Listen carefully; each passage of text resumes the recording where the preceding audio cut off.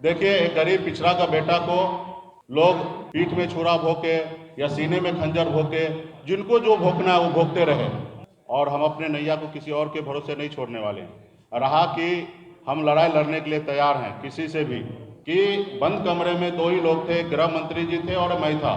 उस बीच में जो भी डील हुआ दो ही लोगों को पता है, और बिहार के कोई भी नेता गेट तक भी जाने का उनका ये नहीं था कि कान लगा के सुनेंगे। तो ये बात को स्पष्ट माननीय गृह मंत्री जी कर देंगे तो ये बात को मैं भी सत्य मान लूंगा। इस बात को गृह मंत्री जी को जिस तरीके से संजय जायसवाल जी बोले हैं या अन्य नेता बोल रहे हैं, वही बात को गृह मंत्री जी अगर सामने आके मीडिया के सामने बोल देंगे तो इस बात को 100% सच मान लूंगा और इसके आगे एक भी शब्द नहीं बोलूंगा। भारतीय जनता पार्टी के प्रदेश अध्यक्ष संजय जायसवाल जी को भी बधाई देता हूं कि आपने बहुत ही अच्छा काम किया है। लेकिन मैंने कल उनका प्रेस कॉन्फ्रेंस सुना, उन्होंने बहुत ही जो बात उनको नहीं बोलना था उन्होंने बोला, बहुत झूठ बोला, जबकि वो न 3 में थे न 13 में थे। जब मेरी क्या डील हुआ, ये डील सिर्फ 2 लोगों को पता है, एक सनत मल्ला को पता है और एक देश के गृह मंत्री श्री अमित शाह जी को भी पता है कि बंद कमरे में क्या डील हुआ। यहाँ तक कमरे के बाहर भी रहने का सौभाग्य संजय जायसवाल जी को प्राप्त नहीं हुआ था कि वो कमरे के बाहर भी खड़ा होकर कान लगा के सुने, और बिहार में किसी भी नेता को ये सौभाग्य प्राप्त नहीं हुआ।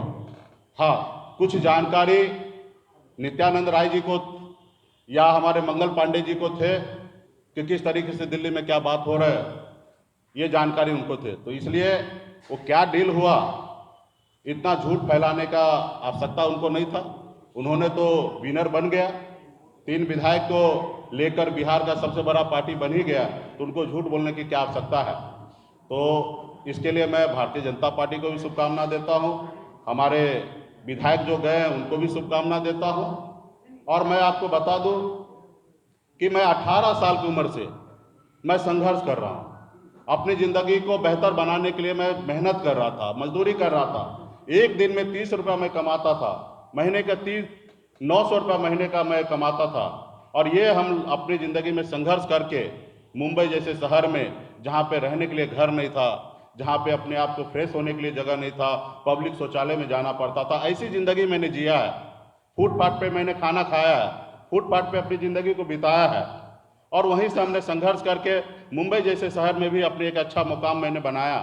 और उसके बाद बिहार में मैं आया, अपने लोगों का हक अधिकार के लिए मैंने देखा कि हजारों समस्या है, जहाँ हजारों समस्या वहीं पे मेरा भी जन्म हुआ था। लेकिन मैंने सोचा कि हमारे अपने लोगों के लिए बेहतर कुछ करे, और मैंने मुंबई के ऐशोआराम की ज़िंदगी को छोड़कर बिहार में आया। आपने देखा कि कितना मैंने संघर्ष किया, कितनी मैंने लड़ाई लड़ा, लाठी डंडा खाया, 7 दिन तक अनशन पे बैठा। जितना मुझे मेहनत करना था मैंने किया, और मेहनत करने के बाद 2020 में अच्छी तरीके से एक मुकाम मिला। माननीय मुख्यमंत्री नीतीश कुमार जी के नेतृत्व में बिहार में काम करने का मौका मिला कि ये व्यक्ति संघर्ष के दम पर जब हमें 11 सीट देने पर मजबूर कर सकता है, तो ये लड़का आने वाले समय में बहुत मेहनत करेगा, और शायद 11 सीट पे इनकी समझौता नहीं होगा, शायद 100 पे समझौता हो। तो उन्होंने ये देखा कि इसको कैसे रोका जाए, तो उन्होंने रोकने का काम किया है। और हम तो कुछ भी हाथ में नहीं था, जीरो में था, संघर्ष करना मैंने सीखा, और संघर्ष के बदौलत मैं यहाँ पे आया हूँ। क्या मैं अपने समाज के लिए आरक्षण मांग रहा हूँ, मैं गुनाह कर रहा हूँ? क्या मैं अति पिछड़ा समाज को हक अधिकार दिलाना चाहता हूँ? जितने उनकी संख्या है उतने मैं उनको आरक्षण दिलाना चाहता हूँ, मैं क्या गुनाह कर रहा हूँ? क्या मैं कर्पूरी ठाकुर जी का सपना पूरा करना चाहता हूँ, क्या मैं गुनाह कर रहा हूँ? क्या मैं चाह रहा हूँ कि देश में जातिगत जनगणना हो, उसके लिए मैं क्या गुनाह कर रहा हूँ? तो मैं हर चीज़ में मुखर के अपनी बात को रखता था, मैं अपने काम को कर रहा था। लेकिन लोगों को लगा कि ये बड़ा हीरो हो जाएगा, काम करेंगे। कल ही हमने बेतिया में करबरा सरैया मन है 348 एकड़ का, जो 20 साल से विभाग प्रयास कर रहा था कि ये विभाग में ट्रांसफ़र हो जाए, लेकिन मैंने कल ही कैबिनेट से पास कराया और विभाग में हमने ट्रांसफ़र किया। वो मन में झील में कम से कम 10,000 परिवार का घर गुजर बसर हो सकता है। आज बिहार में 32,000 तालाब है, जिसमें से 15,000 तालाब से अधिक तालाब पे कब्जा हो चुका है, अतिक्रमण हो चुका है। मैं उसके लिए प्रयास हूँ, अलग से टीम बना के उसको मैं चाहता हूँ कि अतिक्रमण मुक्त कराओ। तो लोगों को लगता है कि ये काम करने के बाद कहीं ना कहीं इस समुदाय में हीरो बन जाएंगे, तो इसलिए लोगों ने रोकने का काम किया है और मैं मजबूती से आगे बढ़ रहा हूँ। मेरी ज़िंदगी में तो बचपन से ही संघर्ष है। जो आज हुआ है, ऐसी बात नहीं था कि मुझे अंदाज़ा नहीं था, मुझे सब पता था कि मैं जो लड़ाई लड़ रहा हूँ उसमें कुछ भी हो सकता है। कुछ लोग चाहते हैं कि मैं ऐसा आदमी बना कर रखूं कि जिनको मैं बोलूं कि उठो तो उठेंगे, बोलूंगा बैठो तो बैठेंगे। तो ये पहले हुआ करता था किसी कालखंड में। समाज में कुछ ऐसे नेता था जिनको अपने आप पे भरोसा नहीं था, इसलिए वो ऐसे करते थे कि किसी के कहने पे सुनने पर उठते थे और बैठते थे। लेकिन आज मुझे भरोसा है कि बिहार ही नहीं, देश में लाखों करोड़ों निषाद का बेटा, पिछड़ा का बेटा, दलित का बेटा आज सनअप मल्ला को जानने लगा। अब मैं भी इसलिए मैं कहता हूं गर्व से कि मैं सनअप मल्ला हूं, पूरे देश में निषाद का बेटा हूं, उनके हक अधिकार के लिए लड़ाई लड़ता रहूंगा। आखिरी सांस तक मैं अपने लोगों के लिए लड़ाई लड़ते रहूंगा। आप सबको पता है कि अगर मैं उनकी बात मान लेता तो शायद ये नहीं होता। आज हमने बोछा में चुनाव लड़ने का निर्णय लिया। आप सबको पता है कि गठबंधन में वो सीट हमारा था।